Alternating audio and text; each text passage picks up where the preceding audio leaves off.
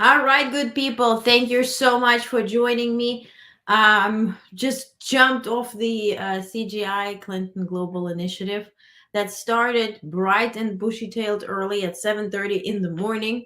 So it's been going all the way, and now we have about 45 minutes or so until the next event. So I'm very, very happy to welcome you here to Actual News.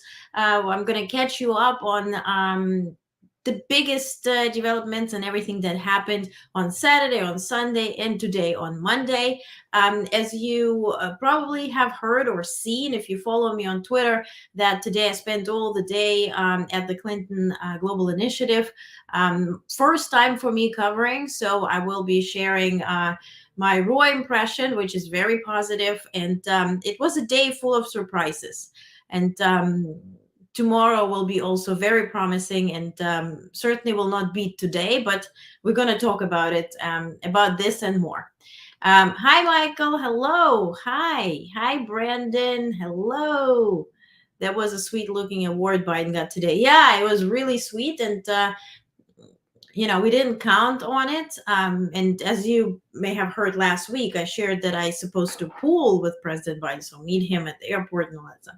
And then the conference came through, and so I'm very happy that it sort of all came together. All right. So let's start with the Saturday. First things first. By the way, you're going to receive your email tonight.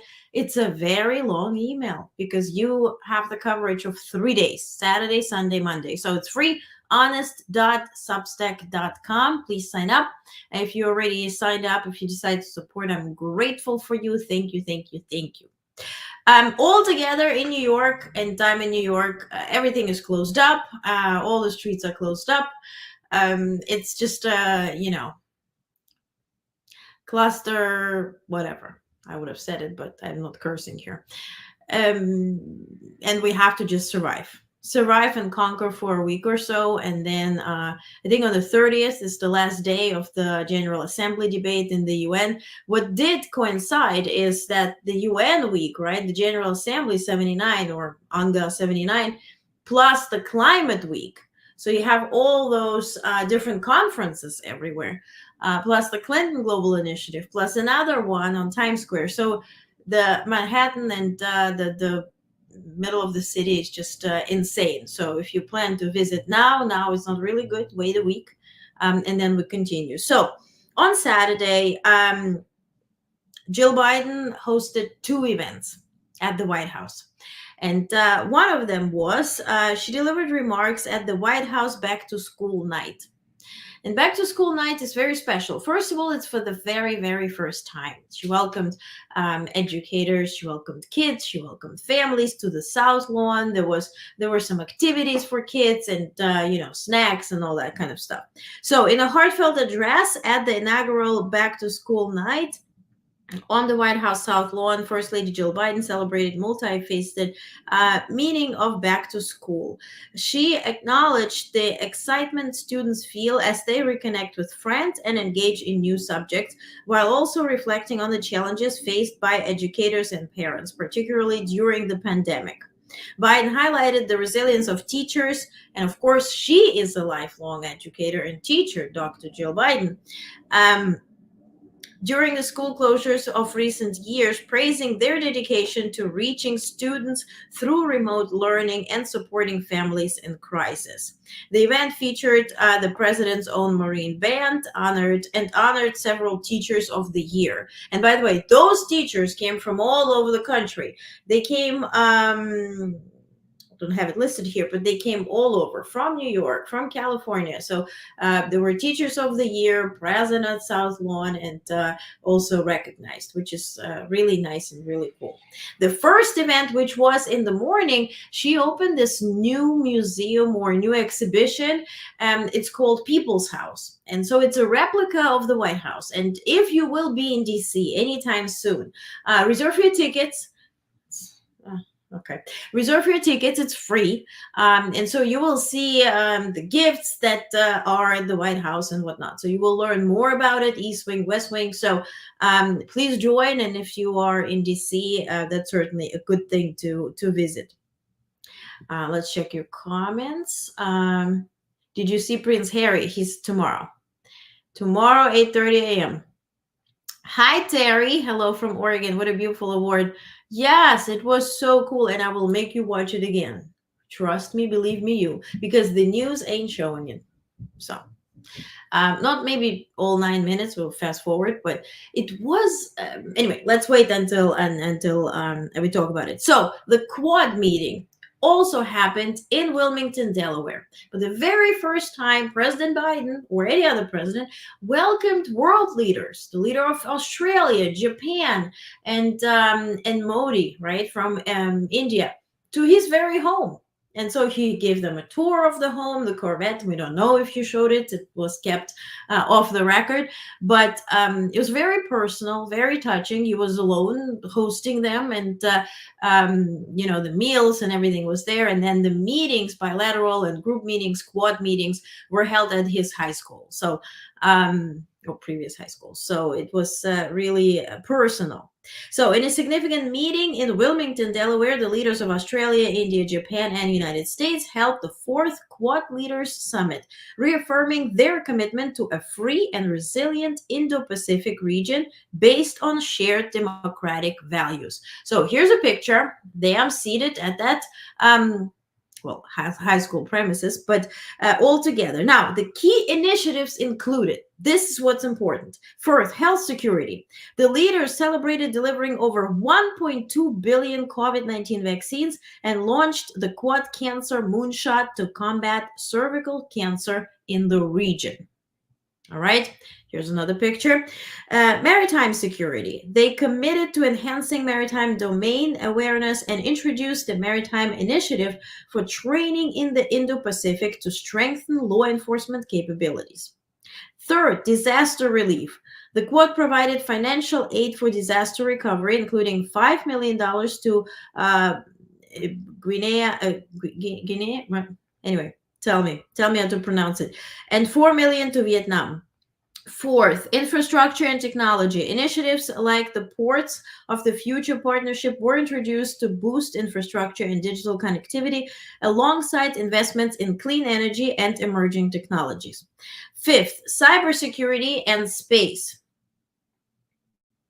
The group focused on increased cooperation and in cybersecurity and utilizing Earth observation data for disaster management, which is huge because the planet is warming up and we need to share this intelligence to prevent and also prevent disaster and also monitor it, right? And see where is, what is happening, because certainly as we are friendly with such countries, we're sending help if anything happens, but preventing would be even better. Also, it's not really directed to climate, but if you know International Space Station, I think by 2030 it will be obsolete. So, and that is a union, right? Union between, of course, U.S., Russia, and other different countries. I think Japan as well. So, what will be happening afterwards? That is an interesting aspect, and certainly those discussions already now. Those play a good role. Six, economic cooperation. The Quad Investors Network was launched to mobilize investments in strategic technologies, enhancing supply chain resilience. Seven, people-to-people initiatives. The Quad Fellowship Program expanded to include students from Asian countries, ASEAN, ASEAN, that's the abbreviation, with scholarships for Indo-Pacific students pursuing engineering. Eight, finally, regional stability. And this is the key. And this is what will be the core discussion. Stability will be the discussion at the UN. President Biden tomorrow is at 10:30 a.m. addressing UN. I'm at the conference, but I will post a link. Please watch his speech. I kind of know what it will be about. Certainly at the gaggle, when he was leaving the DC, he said he's at the UN to listen and learn, but he will be talking about Ukraine. He will be talking about Gaza. He will be talking about Indo-Pacific. Those three core issues certainly will be discussed, and also there's some interesting thoughts, and I will be sharing them very soon, coming from the European countries as to what will happen to Europe after the war with Russia is done. And of course, Zelensky is presenting his victory plan to President Biden. He spoke to Congress members today. I have readouts. So all of that will be certainly up for discussion. So the leaders support is they condemn actions in the East and Southeast China Seas, advocating for adherence to international law and UN Security Council reform. So the Wilmington Declaration solidified the Quad's role as a collaborative force for good in the Indo-Pacific, addressing shared challenges and ensuring peace and prosperity for the future. Now, why does it matter that they did sign this Delaware or Wilmington Declaration? Because President Biden will be leaving, right? His term ends in January. The Japanese leader steps down on October 1st. He's not seeking re-election either. So now you have two countries that will be different. We'll have different leaders. Certainly, if Kamala Harris is elected, is one story. If Trump is elected, totally different story. So having those declarations with specific duration and commitments is key, because God forbid somebody is in office that will be starting wars. This will at least unite the countries in the Indo-Pacific and make them fight, if God forbid needed, on the same side. Not against each other. So now on Sunday, let's talk about Vice President Harris. She did a good job. She traveled a lot. She raised a lot of money. So let's talk about that too. Yes, being from Arizona, I knew the weather is definitely getting warmer. Oh, trust me, what is it, like 110 degrees and some? Yeah. No, I feel you. All right. So Vice President Harris marked on Sunday the anniversary of the White House Office of Gun Violence Prevention. And today they also launched or released the statistics and how it did help. It will be in your email. VP Harris emphasized the administration's commitment to combating gun violence, highlighting the enactment of the Bipartisan Safer Communities Act and the establishment of the White House Office of Gun Violence Prevention. In the last year, significant measures have been implemented, including expanded background checks and investments in youth mental health.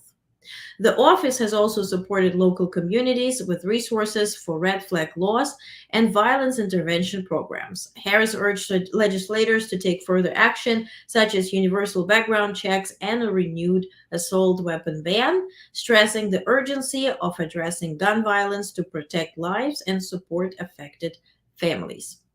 And certainly, that comes very timely, because we had yet another shooting in Alabama, which certainly did not have to happen. Will we act or will we send prayers? Now, VP Harris traveled yesterday to New York City. She hosted a fundraiser. I posted a very detailed rundown. There were a few celebrities from what Press Pool has seen: Billy Porter, Anne Hathaway, folks like that. And it was held in Wall Street, near Wall Street in Financial District. She raised $27 million for her alone. I do understand President Biden has raised about 30 in LA at that fundraiser with Clinton and Obama. But this was the biggest amount for her, right? Since she became the ticket or the main nominee. So Vice President Harris held a fundraising event in New York City, emphasizing the importance of the upcoming elections. She urged voters to recognize the stark differences between her campaign and former President Trump's. Harris called for another debate, criticizing Trump's approach as outdated and pledging to foster an opportunity economy focused on innovation and consumer protection. So she again shared stories about her upbringing. She drew a distinction between Trump and herself, also committed to going to the future, not going back. So really the main points that she hits every time she speaks to the media or at a rally. So, concluding her speech, Harris underscored the competitive nature of the election and the critical importance for voter support, rallying the crowd to engage in the fight of America's future and its core values. And she got $27 million from this fundraiser. She also joined a gaggle or briefly interacted with media on the record, where she mentioned that she would like indeed another debate. She confirmed a speech on the economy this week. She says, quote, "I'm going to be giving a speech this week, really to outline my vision for the economy." She said she would talk about the opportunity economy. Quote, "In short form, it is about what we can do more to invest in the aspirations and ambitions of the American people while addressing the challenges that they face." She cited the prices of groceries and home ownership, asked about the care economy. She said she would touch on that as well. And for the debate, she spoke to Trump. She said, quote, "Join me on the debate stage. There's more to talk about. Voters of America deserve to hear what's your plan, what's my plan." And certainly, since he mentioned he has concepts of a plan, I guess the plan was to tease him, if anything, because he said that, or his campaign said, there is no changes. He is not debating. It's over 100 degrees around 5 p.m. in September. God bless you, Brandon. Most of the world wants us to tone down the guy in the yeah. You know what? Today, it's not really that, but in the afternoon session, when we knew that Dr. Biden is coming, Secret Service, of course, had to do all this kind of thing, right? The dogs, and then they check your bags. Not just check your bags. The dogs check your bags. The machines check your bags. You get checked. Every time I enter the White House, same story. But there was a reporter from Australia. Greetings. Very, very nice reporter. Very lovely, amazing lady. And she flew to the conference from Australia. And she looked at it and she said, "Is that what you guys always do? Why do you have all this kind of thing? In Australia, we don't do this. It's like, Prime Minister, you can meet him," she said, at a pub. Like, it's very normal. I studied in Netherlands. Yes, you can bike right next to your Prime Minister or whatever. Or kings and queens. They're still existing there. So it's really interesting. It's really interesting. But certainly, I think we're partially, if anything, creators of our faith. Unfortunate faith either. Why is this not considered compatible to her Act Blue fundraising? I don't know. Brandon is cooking. The world needs to do something about climate change. Exactly, Danielle. Yes. Poor Brandon. 100 plus degrees in September. 5 p.m.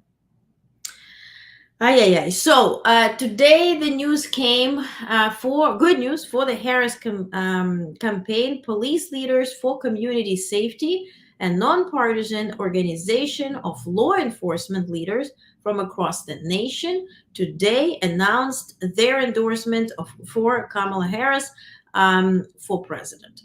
Quote, "This endorsement reflects Vice President Harris' track record and unwavering commitment to public safety and the rule of law," said Sue Riesling, chair of Police Leaders for Community Safety. "As police leaders who have led law enforcement agencies and the major national law enforcement leadership groups, we know firsthand what it will take to make our communities safer, and that includes having Kamala Harris as our next president." Very straightforward. Also, if you perhaps have not seen, 3 former chairs of the Maine Republican Party, the state of Maine, endorsed Vice President Harris. Quote, "As former chairs of the Maine Republican Party, we enthusiastically endorse Kamala Harris for President of the United States. Each of us has had the honor of traveling to the state of Maine to recruit and support candidates and to talk about the values that a Big Tent Republican Party once stood for. Trump's MAGA Republican Party is unrecognizable to us." It is what it is, and it isn't what it isn't. Brandon Marshall. Yes, you guys are mentioning each other. All right. Oh, this is very cute. See, this is from the Quad meeting. That's Biden with Modi. But it's very cute and very sweet. And then I googled how Modi was. What is this here? Modi was same way, hugging and kissing Putin, and I'm like, maybe he's a hugger. That's what it is, I guess. Now, Congress, of course, is debating, potential governmental shutdown. What we did hear yesterday is that congressional leaders announced a deal on Sunday for a short-term spending bill that will finance federal agencies for roughly 3 months, preventing a potential partial government shutdown when the new fiscal year starts on October 1st. The agreement delays final budget decisions until after the November election. So, good news, yes. Let's see them vote first. Bad news in terms of it will be that promised shit show that we are anticipating. And that is the same shit show that Hillary Clinton talked about today, and I have a readout. Certainly. But this temporary spending bill maintains current funding levels and includes an extra $231 million to strengthen the Secret Service, along with additional funds for disaster relief and support for the presidential transition, among other allocations. Let's see where this transition, leads to. Because if he loses, he's not transitioning. If he wins, I don't know. Can't see. All right.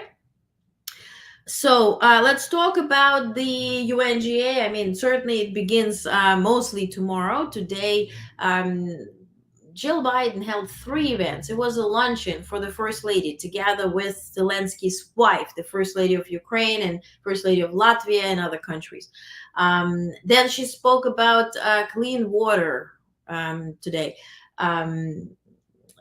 I have a readout on that, and I put it already in the email, I think, on Friday. So check that if you haven't yet. Then she talked about supporting LGBTQ community, and then 4th speech was when she joined us at the Clinton Global Initiative. So they're all hustling and working. Also, I'm very impressed with Clintons, with both of them, from 7:30 in the morning till 7 p.m. in the evening, nonstop working. Nobody was reading notes. Nobody was reading teleprompters. I mean, really, my hat off. All right, so as we're preparing to the UNGA 79, so Russian President Vladimir Putin, is not arriving in New York. They blame that U.S. didn't give them visas, but really visas to Putin. U.S. didn't give visas to Putin. I understand, and that's what I saw you guys commenting, that the ICC, International Criminal Court, is issuing the order, right, to arrest Putin. But United States, although United States was partially was supporting the Rome Statute, but that led to the ICC, but we're not part of it, so we're not supposed to detain people if there is an order to arrest somebody from the ICC. So it's different. US is not part of it, but certainly he doesn't want to face the music. Come to UN and listen about Zelensky's peace plan or victory plan, and he's getting weaker. For him now to negotiate is a sadomaso thing, and I guess he's not into it. Certainly he's sending his Lavrov. 10 years ago was the same freaking Lavrov in the UN. Same. And they're still, dictating whatever they're dictating. Now, Netanyahu also postponed his trip. What happened last night, if you may have heard, 180 people. So Israel has launched strikes and multiple strikes on Lebanon from the northern Israel, from Haifa. And so they injured 700 people, killed 180 people. They claim, again, IDF claims that 40 to 60 high-level officials were killed. Also that the leader of Hamas was killed. Let's see what gets confirmed. What I do know is that our Minister of Defense, Austin, was calling Gallant in Israel and saying, hey, let's not escalate. Let's peacefully, reconsider that. But it certainly doesn't look that way. In fact, UN, or which goes more certainly about Gaza, not northern Israel. But yesterday, Guterres, right, the Secretary General of UN, confirmed that, listen, neither Hamas nor Israel are interested in peace deal or those peace talks. Everybody wants victory, so let's just, let's not confuse ourselves. When it comes to Kirby, when it comes to Sullivan, when it comes to National Security Council at the White House, they say we're optimistic, we're pushing for a diplomatic approach. What was really refreshing and kind of really needed, that today at the CGI 2024, both Israeli and Palestinian women united together, and as women, and by the way, both were translated, they have the conversation, how can we heal, right? Even if I don't understand you, I understand your pain. I understand when your child is hurt or dead as much as I understand my situation. So how can we heal without having those political differences? How can we see each other as humans? And so they ultimately invited investors, celebrities to support this initiative for women of both Israel and Palestine to unite and have healthy conversation. So now, asked more to Israel, Jake Sullivan, joined the briefing in Delaware, while in Delaware, and he said that at this point, we meaning U.S., Egypt, and Qatar, would need to present new peace plan or suggestion, or bridge plan, as they call it, bridging proposal for peace. That's what they call it, quote, to Hezbollah, to Hamas, and to Israel. But at this point, they say that it pretty much doesn't make sense. We don't see them agreeing to anything, so why would we present anything? So it's not a good time to present any peace plans, because those wouldn't be agreed to. So, all right. Now, Netanyahu issued a video, his message. So let's take a look. He issued that today after the strikes on Lebanon. Take a look. I have a message for the people of Lebanon. Israel's war is not with you. It's with Hezbollah. For too long, Hezbollah has been using you as human shields.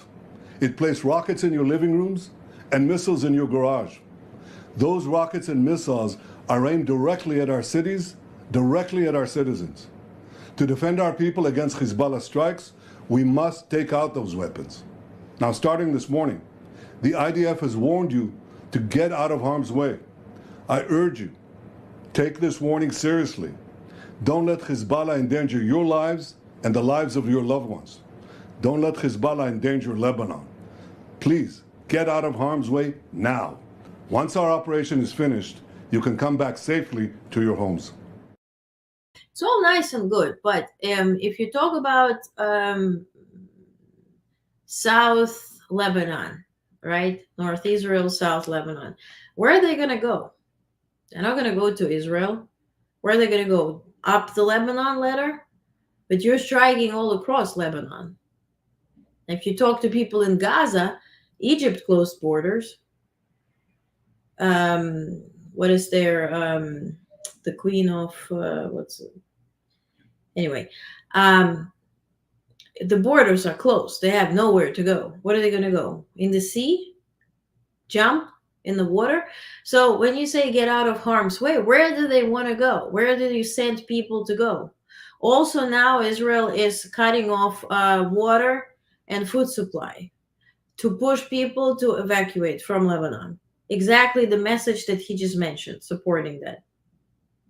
So in the conversation today, and I really I thank you for following one particular reporter, and I'm going to shout her out soon, and she followed me too. She's very accomplished, with very tough life and history, and was imprisoned for the truth that she writes about and the factual information. And you know how much I like actual news, which is why we're here. She mentioned, if we take feelings away as to I'm pro-Israel or I'm pro-Gaza or Palestine, right? If you take about the aspect out, are you a Jew or are you not a Jew? What Netanyahu does is invasions and disregard to human life. And so, how can you explain that? What is the explanation for that for such a long period of time? Which certainly, I understand that we are ironclad supporting for our government, and this is aligns with my personal opinion. If you want to know, we're supporting Israel, of course, but again, we can't disregard what does happen in Gaza. She even went in to compare that to Ukraine, and the PBS moderator fact checked her and said, listen, um, that's not it's a sovereign country, Ukraine. There was no conversation about the borders or different religion or anything. That conflict was never ongoing, as opposed to between Israel and Palestine. So we can't really compare that. So and also in terms of help, Israel gets unlimited help, right? And we're not complaining. Where does this help go, or this money go to? When it comes to Ukraine, it's limited help, but also limited ability. Now, why Ukraine is asking, by the way, I was asked that today, why is Ukraine asking about those ATACMS, about the ability to strike further deep inside Russia? Why can't they just do it? Please understand that they receive ATACMS with the limitation, with technical limit. Like, let's say you buy a Porsche car. In Germany, you buy it without any limitation, technically, right? So you can drive as fast as you can. Here, you buy it with certain speed limit. That's the same story when ATACMS are sent to Ukraine. Even though their capability is to strike further, they have a limitation installed inside them, so Ukrainians can't go beyond what's allowed. Okay, it's very simply put. Let's talk about Ukraine. Zelensky arrived in the U.S. He detailed his trip to the US in a video that I want to show you right now. There are subtitles, so you will be reading those. So please take a look. Here we go. Бажаю здоров'я, шановні українці і українки. Розпочинаємо візит в Сполучені Штати. Зараз летимо в Пенсильванію. Особливий візит, потім Нью-Йорк, Вашингтон. Саме цієї осені вирішується, що буде далі у цій війні. Разом з партнерами можемо посилити наші позиції, як потрібно для нашої перемоги. Спільної перемоги. So it's longer video, but he said that he's showing his victory plan, a plan for victory of Ukraine, to Biden first, and then he will show it to the Congress members. And today he met with both parties. And then he will be showing that to both candidates, which, my opinion. If you've been watching this for a while, I do not understand why Trump needs to see it. Kamala Harris is part of current administration, who has traveled to Ukraine to warn Zelensky that the war will be starting. At that point, Trump was away. Trump was trading, they say, well, he gave ATACMS, he gave... I'm starting to forget words because I'm tired. He gave military aid, but he did that asking Zelensky, as you might remember, to get the dirt on Biden in return. So it was a trade. It was pushing Zelensky to do certain things to benefit him, because everything all the time has to benefit him.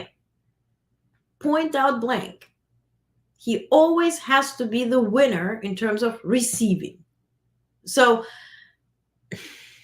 I let it up to Zelensky. That's my next session to cover.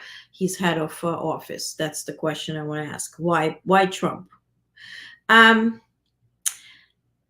Now, yesterday, as he mentioned in his video, he arrived in Pennsylvania, and first he went to a factory, Scranton Army Ammunition Plant, which focuses on producing artillery and mortar shell components. The plant is fully dedicated to meeting Ukraine's defense needs, particularly the increased production of 155 millimeter shells over the past year.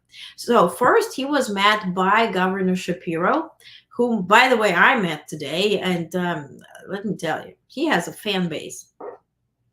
He has a fan base like many don't. So he stopped speaking, the lights went down, everybody surrounded him, everybody wanted a selfie, everybody wanted a signature. Here, that's the picture. That's him seated, you see, uh, right there. And everybody, just gathered around Shapiro. So here is Shapiro meeting Zelensky yesterday upon arrival. So as you see here, handshakes. Also, his wife was there, I guess, and very warm welcome. So then all of them went to see the factory. So here are some fun, interesting pictures. One of those Zelensky signed. I don't know. I really like this tagline: "Victory in the field begins in the factory." Amen to that. He spoke to the workers. He thanked them. He said that they're part of, Ukraine's strength against the aggressor, and it's very personal and touching. And so then they also had a conversation. This is um, the head of I think Ukrainian diaspora, or is she the? No, she is the ambassador to U.S. From Ukraine, the lady right next to Zelensky, and they had a conversation with the Commonwealth of Pennsylvania to have business deals, or for them to work on the Zaporizhia plant and renovate that. All right. Also, what I wanted to share is that Danish Prime Minister, it says I have a video. I don't think I do.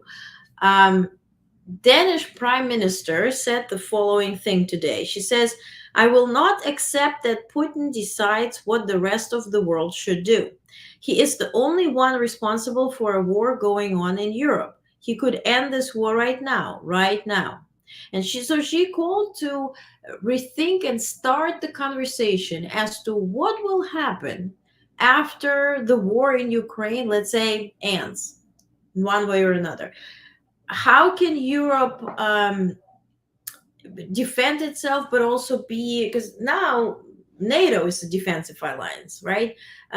EU is more, as I mentioned on Friday, EU is based on economy. It's an economic union, right? You help the country that is doing worse, right? So for that reason, Germans, for instance, have to pay way more into EU budget than, let's say, Greece. So some are profit givers, some are receivers. So that's the altogether the European Union level, or level of life or economy, goes up. Schengen area is more about sharing the borders and migration and immigration. Now, but defensively, without NATO, Europe is kind of lost. Now we hear Trump saying, "Well, I will be leaving NATO on day one." What if that happens? So it would be great to start talking about it now, and I certainly do understand it. Now, what did happen in Russia, which is kind of ironic, when they refer to two something something, like TU something something planes, it stands, wrong. It stands for Tupolev. Tupolev is the last name, and so that's what the two comes from. So Russian aviation is disarray. Tupolev contracted by the state in 2022 to build 72 214 passenger jets by 2030. Now, Kremlin paid Tupolev $450 million in 2023, but then Tupolev asked and got another $1 billion, and then another $1 billion in 2024, but not a single plane has been built. Now, please tell me that money doesn't go to the war. It's a way to direct your budget. So today also President Zelensky received an award, American Academy of Achievement, the Golden Plate Award. The ceremony was held in New York. The award was presented to the head of state by U.S. General David Petraeus. For 60 years, this award has been presented to state officials, scientists, artists, writers, entrepreneurs, and public leaders in recognition of their contribution to the development of humanity. And so Zelensky thanked, of course, the US and the organizers, and said that it's the award that is shared by the entire nation. So it's less about him, more about the team. And the Golden Plate Award has also been presented to U.S. Presidents Gerald Ford, Jimmy Carter, Ronald Reagan, George H.W. Bush, Bill Clinton, Barack Obama, as well as Nobel and Pulitzer Prize winners. So, pretty good company. Now, Secretary of State Blinken today met also with the Iraqi Prime Minister in New York to discuss efforts to prevent escalation of regional conflict. Of course, they talked about ISIS, they talked about Hezbollah, they talked about trying to prevent the conflict from further escalation. Now, in terms of USAID, the silent lead poisoning crisis, a global call to action, 10 years after Flint, Michigan faced the lead contamination crisis that affected 1 in 20 children, a much larger lead poisoning crisis emerging globally, particularly in low and middle income countries where half of all children have elevated lead levels. And so this was today the second speech for Dr. Biden, who announced the initiative to care about children, but also mainly providing clean water. The situation is 10 times worse than Flint's peak and contributes significantly to educational disparities and economic losses, costing over $1 trillion annually and resulting in 1.5 million deaths. Despite these alarming statistics, global funding to combat lead poisoning in these regions is only $15 million a year, a stark contrast to the funds allocated for similar health issues. So then Dr. Biden remarked today at the United Nations LGBTI core group. Why is it LGBTI? LGBTQI plus, that's what I know. But anyway, I'm quoting them. In her remarks to the United Nations LGBTI core group, First Lady Jill Biden emphasized the inherent dignity and rights of all individuals, particularly LGBTQI people. She highlighted the ongoing struggles against discrimination and violence, citing alarming statistics and personal stories. So, again, readouts in detail will be in your email. It's already written, so, subscribe and read. Will be very entertaining. There are also a bunch of videos too, so it's interactive. Now, quickly about Trump. He said that he won't run in 2028. Take a look. And then, if you're not successful this time, do you see yourself running again in 4 years? No, I don't. No, I don't. I think that will be it. I don't see that at all. I think that hopefully we're going to be successful. Mr. President, thank you for the interview. I appreciate it. Thank you very much. Thank you. Jeez, he's tired. I don't believe him. He also said, if I win, we're going to fix it so good, you're never going to vote again. Now he says he's not going to run. Of course, it will be difficult to do so at 82 from prison. But it depends if he needs money, because he takes the campaign money for his own expenses. So if he needs to stay out of jail and that will be profitable, surely he will. I really don't, Also, 28 minutes in, his crowd in North Carolina was leaving. Take a look. Take nothing for granted. You have to get out and vote. You just have to get out and vote. We cannot accept it. What they do is the only thing they do well. They cheat. The policies. Why? Where are you going? Why were you there? 28 minutes. You probably waited 2 extra hours to see him for 28 minutes. Did you really expect something different? I don't know. But Chris Christie was on the news, and he talked about the problems of having Trump on the ticket and how it will present Republicans with more of such things as the, horrible potential NC governor. Take a look. This was predictable. Mark Robinson's tenure in public life has shown erratic, sometimes highly offensive statements over and over again. And Donald Trump supported him and endorsed him. In fact, called him better than Martin Luther King. Martin Luther King Jr. on steroids. That's right. Right? So this was predictable. And this is the problem for us Republicans. As long as Donald Trump is your recruiting agent for candidates in swing states, we're going to continue to get our rear ends handed to us. And Mark Robinson is not going to win this race, can't win this race. He's about 10, 12 points behind. Right. And he's running against, by the way, a very formidable candidate in the Attorney General, Josh Stein. Right. So the fact is this was going to be a tough race no matter what. And the problem for them now, George, is how much will it affect the top of the ticket? And I want to ask Donna about. I mean, and one of those candidates is, of course, Johnson, right? He retweets this, not even propaganda. It's like alternative reality. Democrats are talking about how they're working so hard to get millions of votes from Americans living overseas. Actually, they're getting ready to cheat now, just out of blue. They're going to use whatever to get ballots, a program that emails ballots overseas without any citizenship check or verification of identity.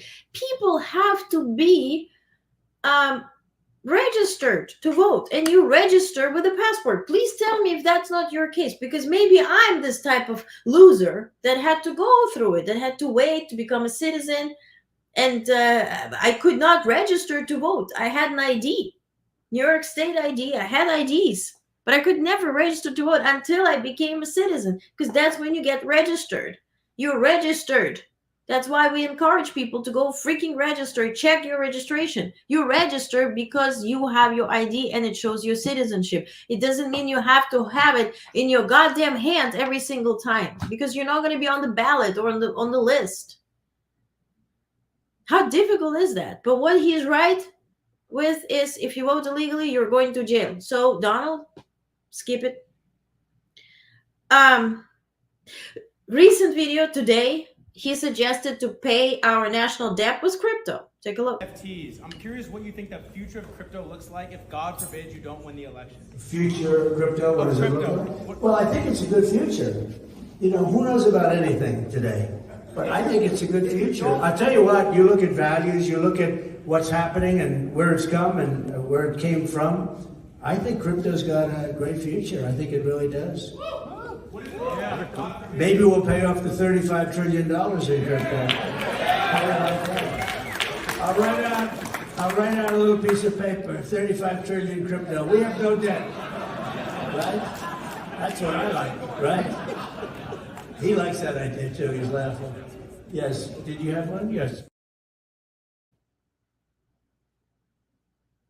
I'm going to write it on a letter. And what are we talking about? Keys, to your point, yeah, Mike doesn't support military members overseas voting. Good to know. That's, that is my question. When we, no hate though, no judgment even. When we talk about prohibiting people to vote overseas, when we talk about porn shoots are now beauty, when we talk about it's okay to, sleep around and grab women by certain parts because that means you're the male, you're the macho. But then there are Republican values. Then there is this Project 2025. Women are here for childbearing. Shut up and be in the kitchen, until you produce a child and food.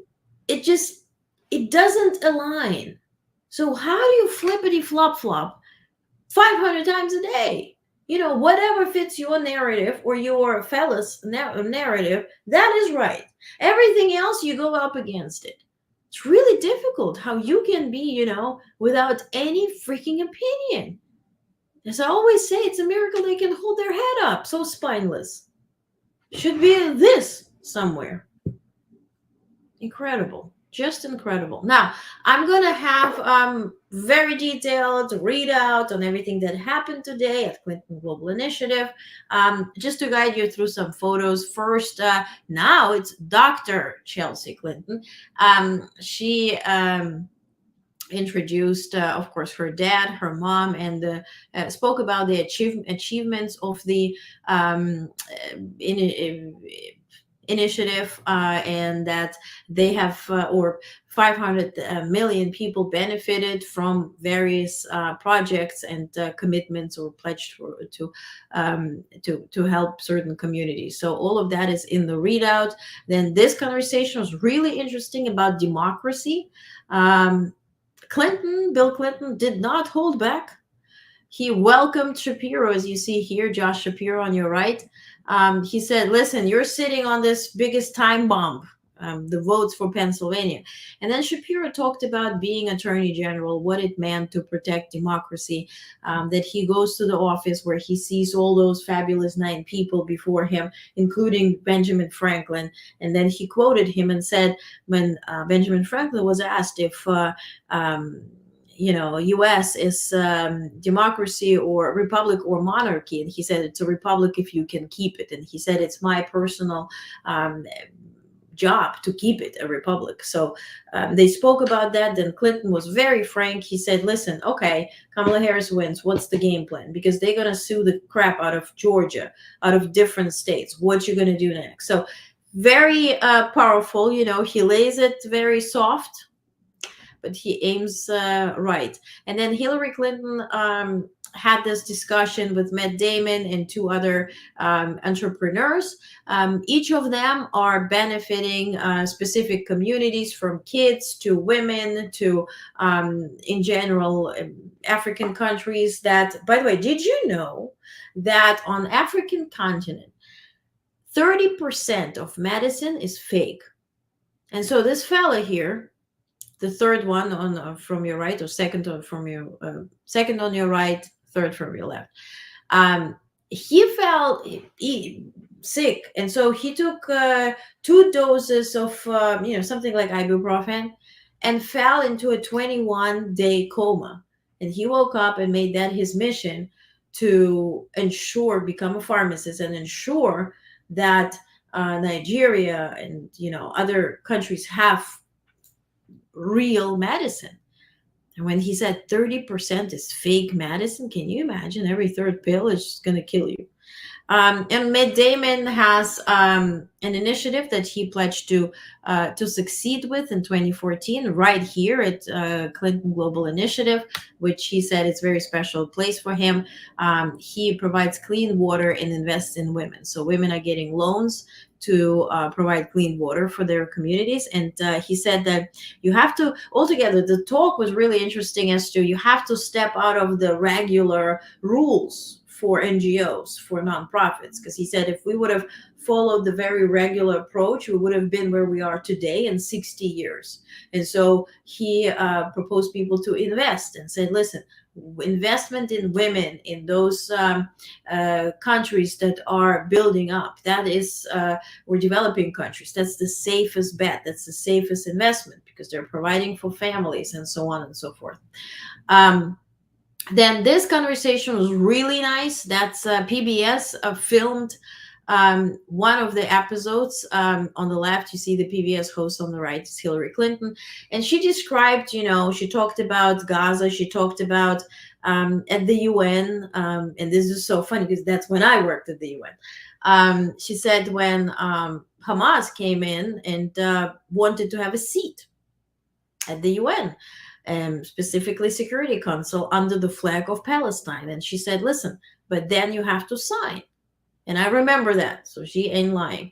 You have to sign off that women will be going to school, that women will have actual human rights and be treated with dignity, which they couldn't. And that's it. And then she said, listen, but then Trump and Pompeo negotiated this withdrawal from Afghanistan and,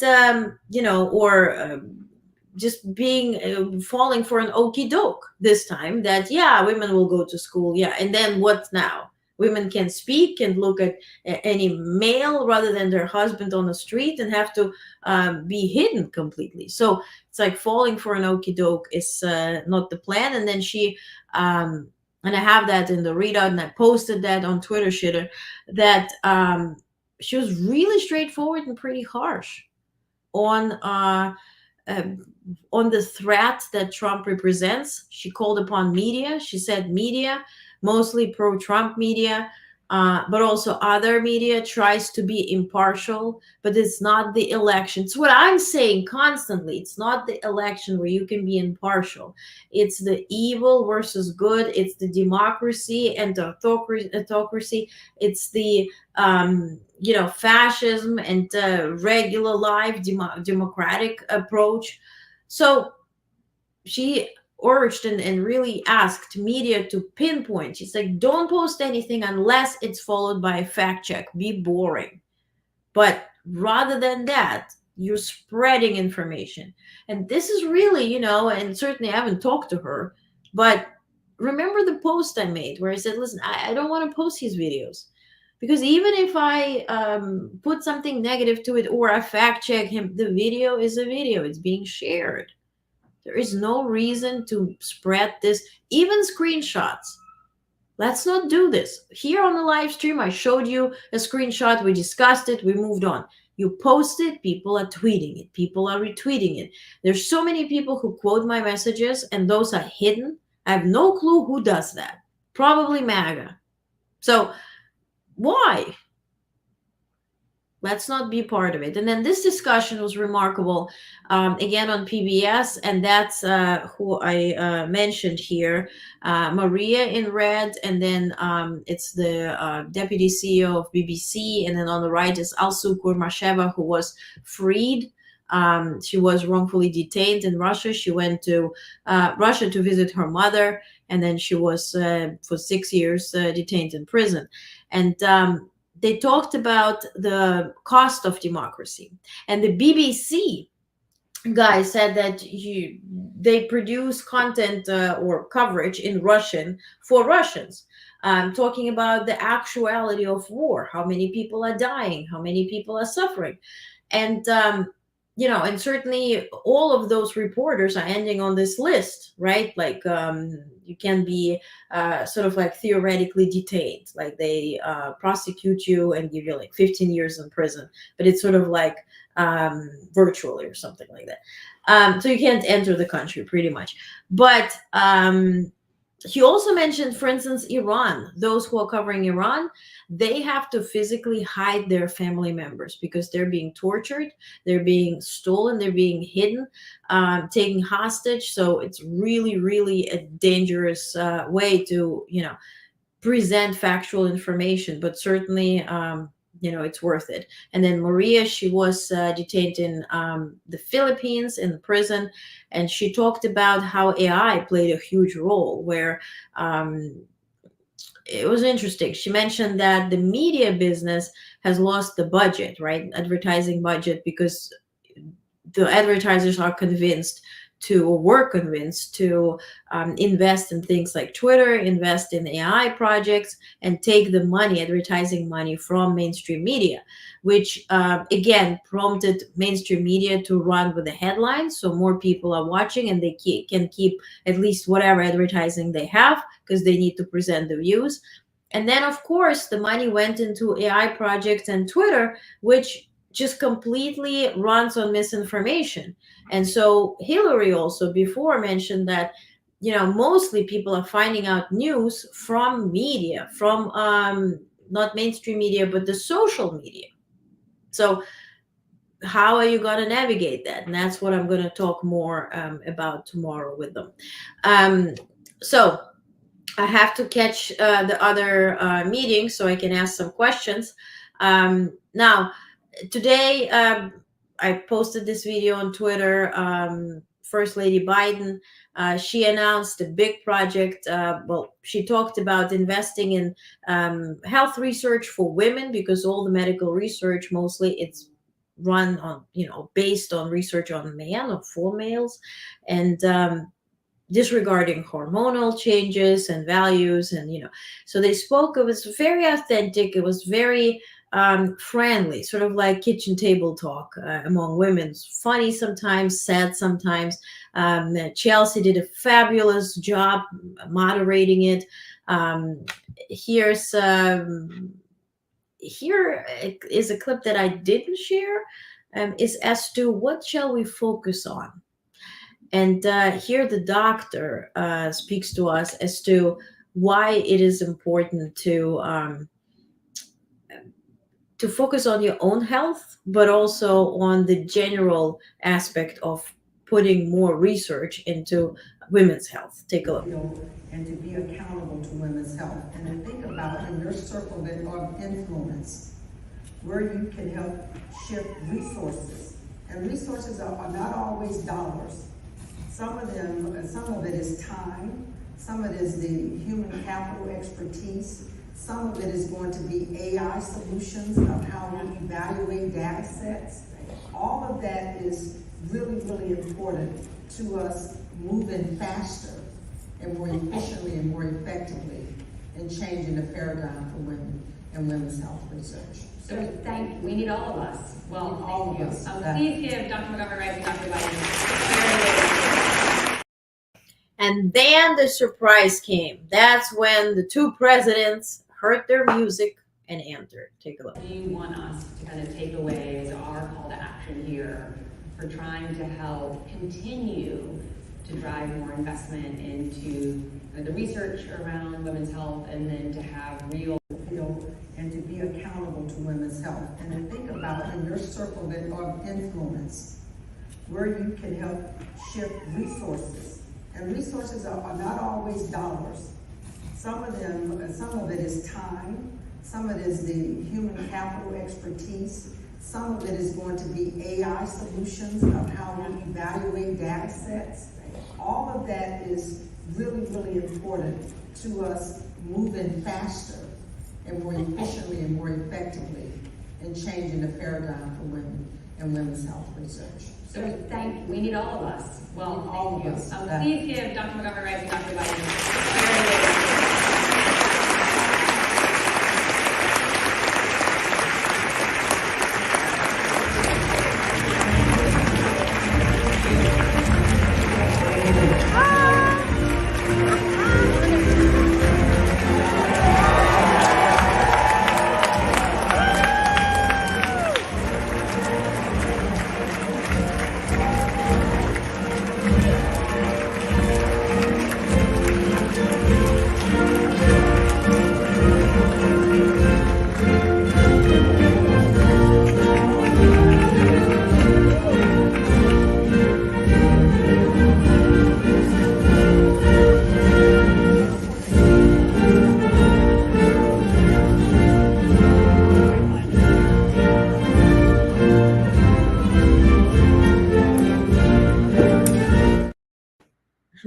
So they put media on a riser, and that's like a whole thing at this conference. They put media on a riser, and then they said we're vibrating too much for Fox News.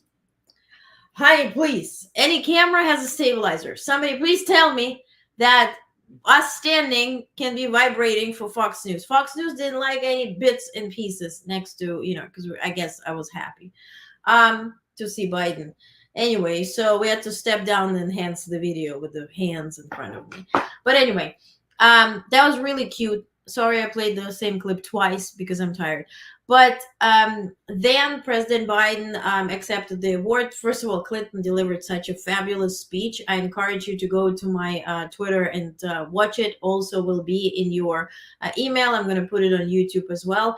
Such a thoughtful speech. Such a... talking about the gun laws, talking about the medical care, where Clinton started, Biden finished, and how they, if you will, passed the torch, how they worked together and complemented each other, although they didn't follow each other, time-wise, administration-wise. And then at some point, Clinton said that he's awarding President Biden with a Life Achievement Award with the Clinton Global Initiative 2024 Award. Biden was surprised, again, crying, just the way he reacts, very touched. And so he went on. He had a paper with a speech. So he planned to deliver a speech, which was a surprise for Dr. Jill Biden because she was very busy. You saw it Saturday at the White House. He was in Delaware. He came to the White House. She went to New York. So they didn't see each other. They missed each other constantly. So that was really sweet and pretty much mostly for her. And so then he was delivering the speech, and then he turned around, looked at Hillary Clinton and said, listen, I won't forget that you always supported me. And we know what he means.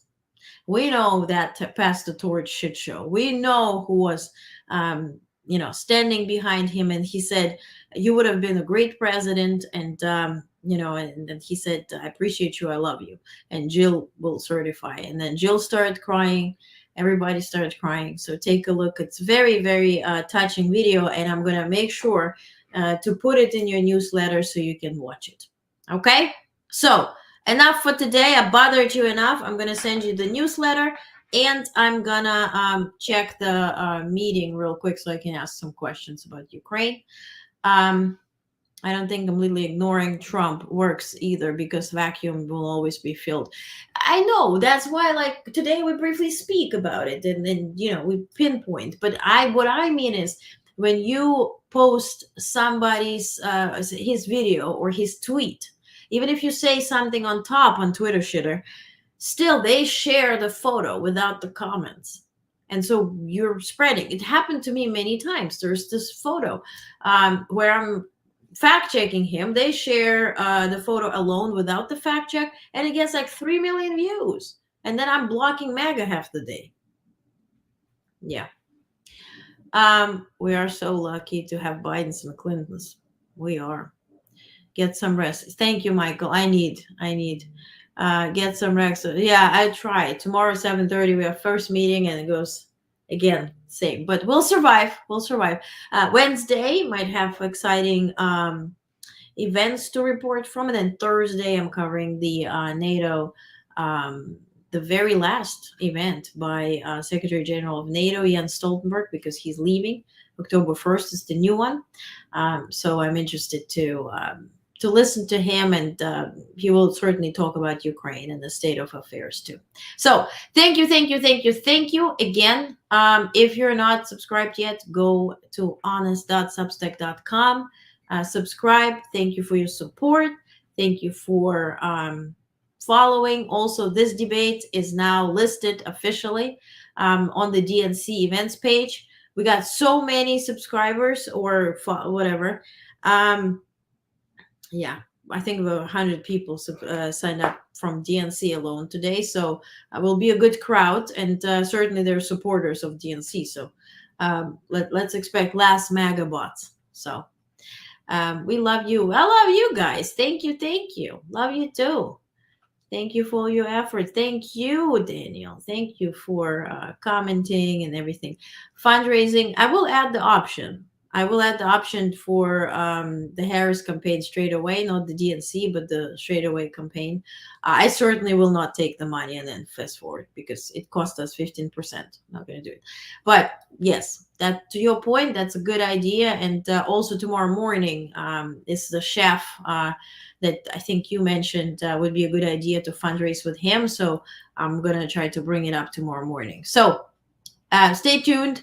If you follow me on Instagram, there I post pictures, like in my stories, right away from the events. So maybe you'll like that idea too, to check it out. Thank you. All right. Have a good night, everybody. Thank you so much for tuning in. See you tomorrow. Bye.